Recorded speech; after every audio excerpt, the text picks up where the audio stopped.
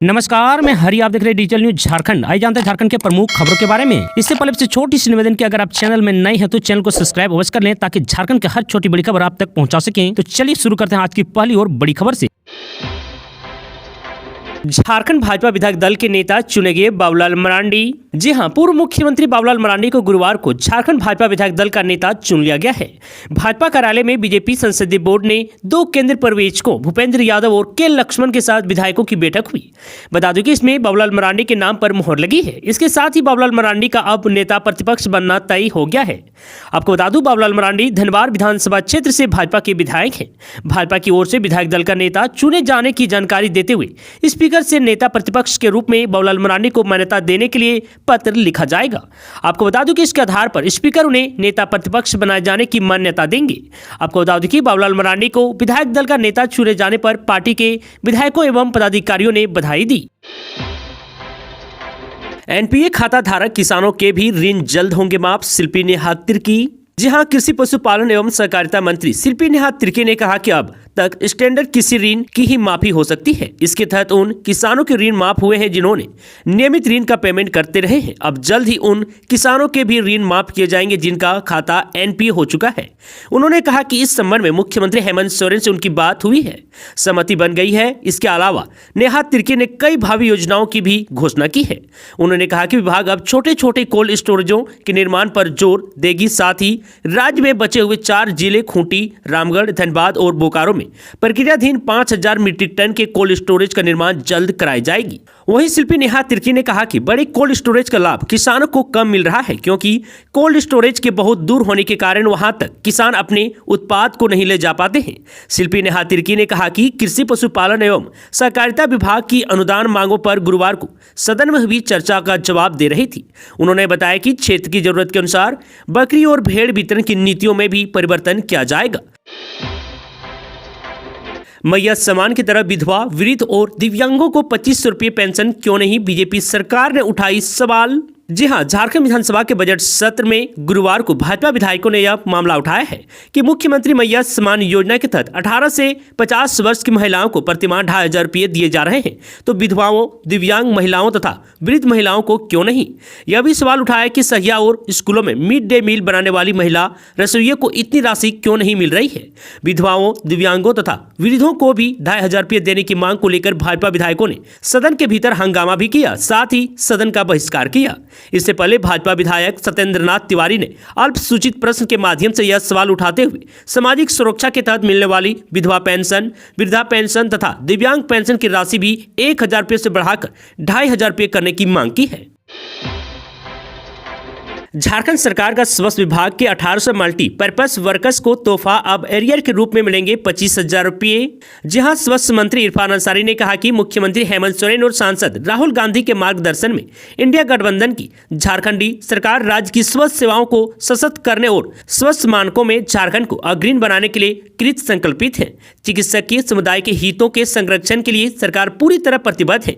उनकी सुविधाओं और हितों की रक्षा के लिए हर स्तर पर निर्णय लिए जा रहे हैं। होली और रमजान के इस पवित्र महीने में राज्य के स्वास्थ्य विभाग में कार्यरत 1800 मल्टीपर्पज वर्कर्स एमपीडब्ल्यू को तोहफे के रूप में मानदेय की राशि 5000 में बढ़ोतरी कर सौगात देने का काम किया हूं। अब एमपीडब्ल्यू कर्मियों को एरियर के रूप में 25,000 की राशि दी जाएगी। सभी कर्मचारी जान हथेली पर रखकर जनता की सेवा कर रहे हैं। हमारी सरकार उनकी मेहनत और समर्पण का पूरा सम्मान करती है। यह केवल वेतन वृद्धि नहीं बल्कि उनके अद्वितीय योगदान को सलाम करने का एक प्रयास है। जिस विश्वास के साथ झारखंड की जनता ने मुख्यमंत्री हेमंत सोरेन को चुना है, हम उस विश्वास पर खरा उतरने के लिए पूरी तरह प्रतिबद्ध हैं। अब पीएम आवास के लिए मोबाइल से करें अप्लाई, 31 मार्च तक चलेगा सर्वे। जी हां, प्रधानमंत्री आवास योजना ग्रामीण 2.0 के लिए दुमका जिले में सर्वे प्रारंभ हो चुका है। आर्थिक तौर पर कमजोर तबके को पक्का मकान उपलब्ध कराने के उद्देश्य से प्रारंभ किए गए पीएम आवास योजना के तहत लाभुक को 1,20,000 रुपये की लागत से पक्का मकान बनाने की योजना है। आपको बता दूं, पीएम आवास के नए सर्वे का इरादा 2024 से 2025 और 2028 से 2029 तक योजना के पात्र परिवार को पक्के मकान मुहैया कराना है। झारखंड में 31 मार्च 2025 तक इस योजना के लिए नए लोग आवेदन कर सकते हैं। आपको बता दूं कि इस योजना में खास बात यह है कि पीएम आवास योजना के लिए अब लाभुक खुद भी मोबाइल ऐप से आवेदन कर सकते हैं। वैसे प्रशासनिक स्तर पर सर्वे करने की जिम्मेदारी ग्राम पंचायत के सचिव को दी गई है। इतना ही नहीं, जिला व प्रखंड स्तर पर इसके सत्यापन के लिए कमेटियां भी गठित की गई है। और वहीं आपको बता दूं कि आखिर प्रधानमंत्री आवास योजना किसे मिलेगी, तो आपको बता दूं प्रधानमंत्री आवास योजना के तहत वैसे लाभुकों को प्राथमिकता मिलेगी जिनके पास मकान नहीं है। अनुसूचित जाति, अनुसूचित जनजाति के परिवार को जिनके पास मकान नहीं है, उन्हें भी पीएम आवास में वरीयता दी जाएगी। इसके अलावा मिडिल और लोअर मिडिल श्रेणी के लाभुक को भी इसका फायदा मिलेगा। और वही सबसे अच्छी खबर यह है कि अब लोग पीएम आवास के लिए खुद भी अपने मोबाइल से अप्लाई कर सकते हैं। राष्ट्रीय सूचना केंद्र ने एक मोबाइल ऐप तैयार किया है जिसका नाम है आवास प्लस। इससे आप खुद अप्लाई कर सकते हैं। चूंकि अगले 5 सालों तक पात्र परिवारों को इस योजना के तहत पक्के मकान दिए जाने की योजना है, इसलिए ऐप के जरिए भी अब लाभुक अपना आवेदन कर सकते हैं।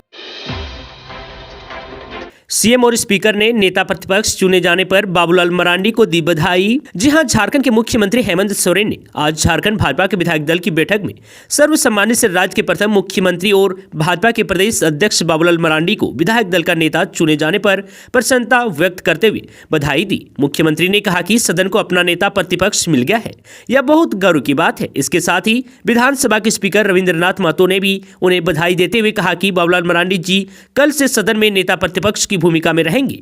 हम उन्हें आमंत्रण देकर मान्यता देंगे। शहर में 100 सिटी बसें दौड़ेगी, 150 करोड़ रुपए खर्च करेंगे गवर्नमेंट। जी हां, झारखंड सरकार के साथ मिलकर टाटा स्टील और जिला प्रशासन शहर में परिवहन व्यवस्था को बदलने की मिशन पर काम कर रहे हैं। इसके लिए शहर में 100 सिटी बसों का परिचालन किया जाएगा। इसमें 150 करोड़ रुपए खर्च किए जाएंगे। आपको बता दूं कि इसके तहत पब्लिक ट्रांसपोर्ट सिस्टम को भी दुरुस्त किया जाएगा। प्रदूषण कम करने के लिए वाहनों की संख्या को कम करने पर जोर दिया जाएगा। इससे कांड्रा से टाटानगर और गोविंदपुर से पटमदा तक आवागमन सुगम हो जाएगा। लो फ्लोर सीएनजी व AC bus service Jamshedpur, Mango और जुगोसलाई के नगर निकायों के माध्यम से संचालित करने का लक्ष्य है। हालांकि इसके लिए 250 बसों की जरूरत होगी। JNAC की ओर से एस्टीमेट तैयार कर लिया गया है। पूरी रिपोर्ट जल्द ही नगर विकास विभाग को भेज दी जाएगी। मिशन के तहत शहर में बस सेवाओं को बेहतर किया जाएगा। वर्तमान में कई इलाके हैं जहां पहले बस सेवाएं थी लेकिन वर्तमान में बस नहीं चलती है। उन क्षेत्रों में बस सेवा बेहतर की जाएगी। मैया सम्मान योजना में नया अपडेट, अब इन महिलाओं को 2 दिनों के भीतर करना होगा सरेंडर। जी हां, मुख्यमंत्री मैया सम्मान योजना में पात्रता नहीं रखने वाली महिलाओं की अब मुश्किलें बढ़ने वाली है। अवैध रूप से गलत कागजात प्रस्तुत कर लाभ लेने वाले की जांच शुरू कर दी गई है। कुंडहित बीडीओ जमाले राजा ने प्रखंड शिक्षा प्रसार पदाधिकारी कुंडहित को पत्र जारी कर विभाग के सहायक शिक्षक के परिवार द्वारा मैया सम्मान योजना लेने वाले को सरेंडर करने का निर्देश दिया है। आपको बता दूं कि अधिकारी ने कहा है कि मुख्यमंत्री मैया सम्मान योजना में भौतिक सत्यापन किया जा रहा है। भौतिक सत्यापन के दौरान कतिपय सरकारी कर्मी जिसमें सहायक शिक्षक के परिवार भी इस योजना का लाभ ले रहे हैं, जो प्रासंगिक पत्र के कंडिका ए में वर्णित नियम के विरुद्ध है। आपको बता दें कि उक्त कंडिका के अनुरूप कुंडहित प्रखंड के अंतर्गत कार्यरत सभी नियमित अस्थायी कर्मी, संविदा कर्मी, मानदेय वेतन भोगी से इस आशय का प्रमाण पत्र प्राप्त कर कार्यालय में 2 दिनों के भीतर सूचित करने का निर्देश दिया गया है। प्रमाण पत्र समर्पित किए जाने के पश्चात अगर झारखंड मुख्यमंत्री मैया सम्मान योजना का गलत तरीके से लाभ लेते हुए पाए जाते हैं तो संबंधित सहायक शिक्षक के विरुद्ध नियमानुसार दंडात्मक कार्रवाई की जाएगी। होली पर बिहार, यूपी, झारखंड जाने के लिए चलेगी 250 से अधिक स्पेशल ट्रेन। जी हां, इस बार होली 14 मार्च को मनाई जाएगी। होली को लेकर पूरे देश में अब धीरे धीरे माहौल बनने लगा है। अपने शहर से दूर अलग अलग शहरों में रोजी रोजगार का काम कर रहे लोग होली पर घर लौटने की तैयारी में हैं। लेकिन होली, छठ सहित अन्य मौके पर ट्रेन टिकट को लेकर काफी मारामारी होती है। लेकिन अब होली पर यूपी, बिहार, झारखंड जाने वाले लोगों के लिए खुशखबरी है। नई दिल्ली, आनंद विहार, हजरत निजामुद्दीन और पुरानी दिल्ली रेलवे स्टेशन से यात्रियों की सहूलियत को देखते हुए उत्तर रेलवे ने 250 से अधिक स्पेशल ट्रेनों का संचालन करेगा। होली पर उत्तर रेलवे की तैयारी को लेकर उत्तर रेलवे के मुख्य जनसंपर्क अधिकारी हिमांशु शेखर उपाध्याय से बात की। धनबाद IIT आश्रम में बीटेक छात्र तन्मय प्रजापति की संदिग्ध परिस्थिति में मौत, बाथरूम का दरवाजा तोड़कर निकाला गया शव। जी हां, धनबाद के आईआईटी आईएसएम हॉस्टल में बीटेक के एक छात्र ने खुदकुशी कर ली। गुरुवार को बाथरूम में उसका शव मिला। सबके पास में इंजेक्शन की नीडल भी मिली है। सबके पास इंजेक्शन की नीडल मिलने से आशंका जताई जा रही है कि उनकी मौत किसी जहरीली या नशीली दवा के सेवन से हो सकती है। पुलिस ने छात्र के घर वालों को सूचना देते हुए सबको पोस्टमार्टम के लिए भिजवा दिया है। पुलिस मामले की जाँच में जुटी हुई है। वहीं मृतक छात्र का नाम तन्मय प्रजापति है, जो मध्य प्रदेश के इंदौर का निवासी था। तन्मय ने वर्ष 2022 में बीटेक में दाखिला लिया था। वह इलेक्ट्रॉनिक्स एंड कम्युनिकेशन शाखा के छात्र थे और उनकी पढ़ाई अगले साल पूरी होने वाली थी। संस्थान प्रशासन ने उनके निधन की सूचना परिजनों को दे दी है। पूर्व कृषि मंत्री रणधीर सिंह ने सरकार को दी आंदोलन की चेतावनी। जी हां, राज्य के पूर्व कृषि मंत्री रणधीर सिंह ने अपने क्षेत्र की जन वितरण प्रणाली में कुव्यवस्था को देखकर जिला प्रशासन को आंदोलन की चेतावनी दी है। दरअसल जन वितरण प्रणाली की दुकानों में गरीबों को कम अनाज दिया जा रहा है। यह शिकायत पूर्व विधायक रणधीर कुमार सिंह के पास पहुंची। भाजपा के वरिष्ठ नेता एवं पूर्व मंत्री रणधीर सिंह ने कहा कि जब से वह चुनाव हारे हैं तब से सारण विधानसभा क्षेत्र में माफिया राज शुरू हो गया है। गरीबों की थाली से अनाज छीना जा रहा है, लेकिन स्थानीय विधायक को लोगों की परेशानी नहीं दिख रही है। उन्होंने कहा कि एफसीआई गोदाम से आने वाले सरकारी अनाज गरीबों के बीच वितरण के लिए दिए जाते हैं, लेकिन सारण विधानसभा क्षेत्र में गरीबों के अनाज की भी चोरी हो रही है और इस पर ना तो सरकारी अधिकारियों की नजर जा रही है और ना ही यहाँ के जनप्रतिनिधि की। उन्होंने सरकार को चेतावनी देते हुए कहा कि यदि जल्द से जल्द पीडीएस की दुकानों में चल रही धांधली को समाप्त नहीं किया जाता है तो अपने क्षेत्र की जनता के साथ आंदोलन करने के लिए विवश हो जाएंगे। सिर्फ इन महिलाओं को मिलेगा मैया सम्मान योजना की राशि, आ गया नया अपडेट। जी हां, मुख्यमंत्री मैया सम्मान योजना के तहत जिन महिला लाभुक का सत्यापन तथा आधार सीडिंग का कार्य पूरा हो चुका है, उनके खाते में शीघ्र ही राशि जाएगी। सत्यापित महिला लाभुक के खाते में जनवरी और फरवरी माह की राशि 1-2 दिनों में हस्तांतरित हो सकती है। हालांकि महिला एवं समाज कल्याण तथा सामाजिक सुरक्षा विभाग ने मार्च तक की राशि सभी जिलों को भेज दी है। आपको बता दूं कि ऐसे में महिलाओं को मार्च तक की भी भुगतान हो सकती है। संभावना जताई जा रही है कि अंतर्राष्ट्रीय महिला दिवस के अवसर पर भी राशि हस्तांतरित कर सरकार महिलाओं को तोहफा दे सकती है। बता दूं, विभाग ने फिलहाल सत्यापित लाभुक के खाते में ही राशि हस्तांतरित करने का निर्णय लिया है। हालांकि जैसे जैसे अन्य महिलाओं का सत्यापित होता जाएगा, उनके खाते में भी राशि चली जाएगी। सत्यापन में जिन लाभुक के नाम अयोग्य या फर्जीवाड़ा के आधार पर काटे गए हैं, उनके खाते में राशि हस्तांतरित नहीं होगी। सभी जिलों के लाभुकों के सत्यापन का कार्य जारी है। जिलों से आ रही रिपोर्ट के अनुसार लगभग 40 लाख महिलाओं का सत्यापन हो चुका है और वहीं लगभग 1 लाख लाभुकों के नाम अब तक काटे जा चुके हैं। शेष लाभुकों का सत्यापन कार्य चल रहा है। झारखंड में ओबीसी, एससी और एसटी छात्रों को अब तक नहीं मिला मुफ्त भोजन। एमएलए प्रदीप यादव ने सरकार से मांगा जवाब। जी हां, झारखंड में ओबीसी, एससी, एसटी छात्रों के लिए सरकार द्वारा घोषित मुफ्त भोजन और अन्य सुविधाओं की योजना अब तक लागू नहीं हुई है। कांग्रेस विधायक और नेता विधायक दल प्रदीप यादव ने झारखंड विधानसभा में सरकार से इस पर जवाब मांगा है। उन्होंने पूछा कि जब सरकार ने योजना की घोषणा कर दी तो इसे अभी तक लागू क्यों नहीं किया गया है। सरकार ने स्वीकार किया है कि राज्य में ओबीसी, एससी, एसटी छात्रों के लिए छात्रावास संचालित किए जा रहे हैं। साथ ही अनुसूचित जाति और जनजाति के छात्रों को मुफ्त भोजन, छात्रवृत्ति, साइकिल और अन्य सुविधा देने का निर्णय लिया गया है। वहीं जब विधायक ने पूछा कि क्या यह सच है कि यह योजना अब तक लागू नहीं हुई है, तो सरकार ने इसे स्वीकार कर लिया है। सरकार ने बताया कि 21 फरवरी 2025 से योग्य संस्थाओं और स्वयं सहायता समूह से आवेदन मांगे गए हैं। इन प्रक्रियाओं के बाद ही योजना लागू की जाएगी। जब विधायक प्रदीप यादव ने पूछा कि क्या यह योजना इसी वित्तीय वर्ष में लागू होगी, तो सरकार ने स्पष्ट समय सीमा नहीं दी है। उन्होंने बस इतना कहा है कि कार्य योजना पूरी होने के बाद इसे जल्द लागू किया जाएगा। विधायक प्रदीप यादव ने सरकार से तुरंत योजना लागू करने की मांग की है, ताकि छात्रावासों में रहने वाले हजारों ओबीसी, एससी, एसटी छात्रों को जल्द से जल्द मुफ्त भोजन और अन्य सुविधा मिल सके।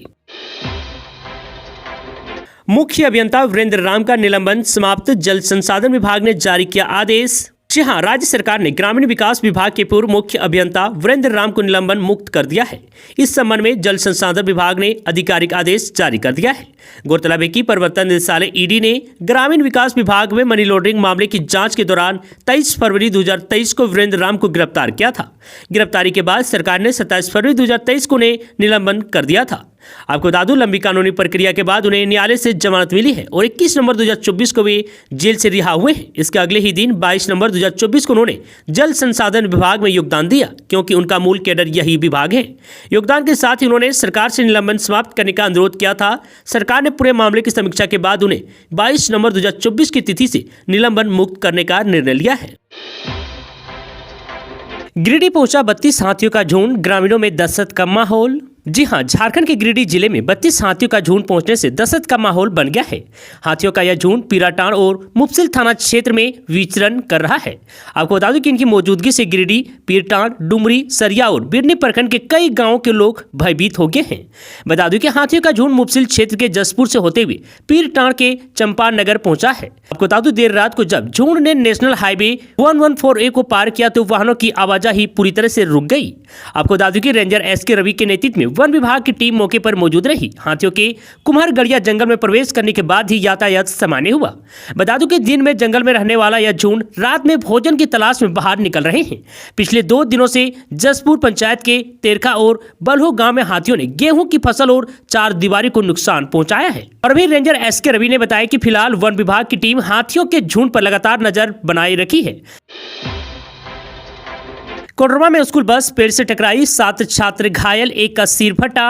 जी हां, कोडरमा जिले में गुरुवार को एक बड़ा स्कूल बस हादसा हुआ। बरियाडी मरकच्चो मुख्य मार्ग पर छात्रों से भरी एक निजी स्कूल की बस पेड़ से टकरा गई। हादसे में 7 बच्चे घायल हुए हैं। वहीं 10 वर्षीय सुमन कुमार वर्मा का सिर फट गया है, जबकि छात्र राजश्री के पैर में गंभीर चोटें आई है।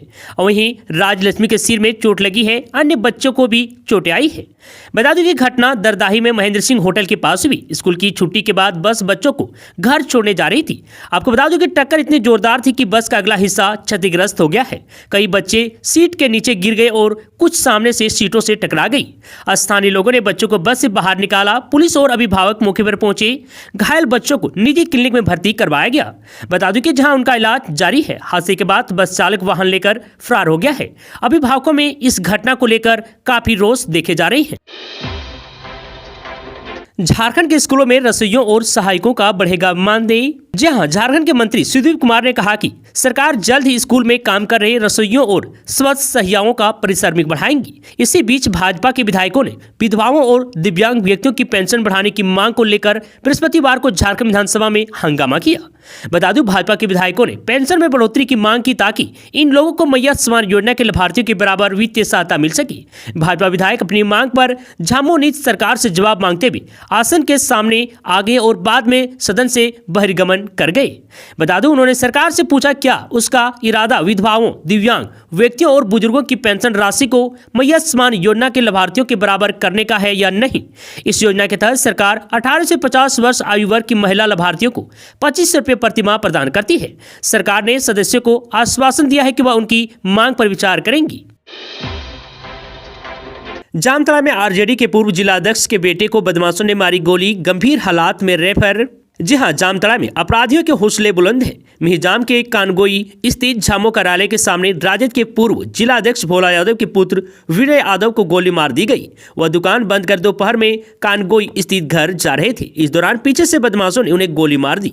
गोली विनय यादव के पीठ पर लगी है। जख्मी हालात में उन्हें कस्तूरबा गांधी हॉस्पिटल चितरंजन में भर्ती किया गया। आपको बता दें कि यहाँ प्राथमिक उपचार के बाद दुर्गापुर हेल्थ वार्ड में रेफर किया गया है। पुलिस ने घायल विनय यादव से पूछताछ की। पूछताछ में विनय ने पुलिस को एक व्यक्ति का नाम बताया है। इस आधार पर एक युवक को गिरफ्तार भी कर लिया गया है।